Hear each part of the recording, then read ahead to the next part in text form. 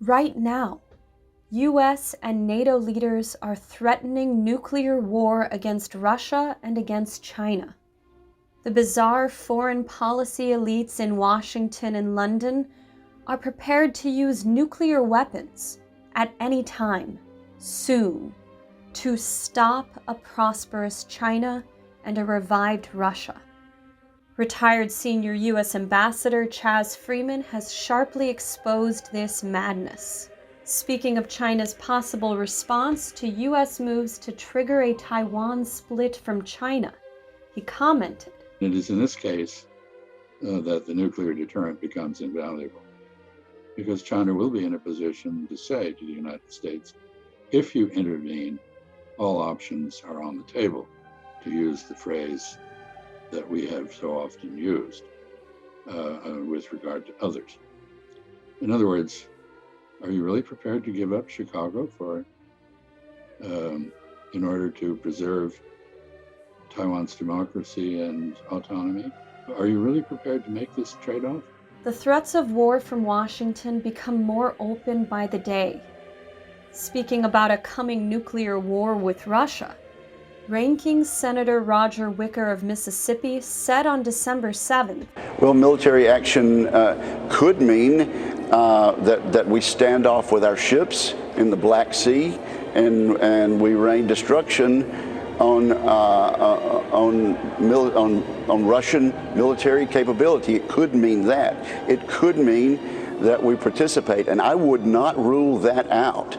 I would not rule out American troops on the ground. We don't rule out first-use nuclear action. Admiral Charles Richard, head of the U.S. Strategic Command, wrote earlier this year, "The U.S. military must shift its principal assumption from nuclear employment is not possible to nuclear employment is a very real possibility. A regional crisis with Russia or China could escalate quickly to a conflict involving nuclear weapons." Former Pentagon official Colonel Richard H. Black denounced this madness on December 5th. It's not clear if Western officials understand the gravity of what they are doing. It is unlikely that Russia can accept the stationing of nuclear weapons or even large-scale movements of NATO troops into Ukraine.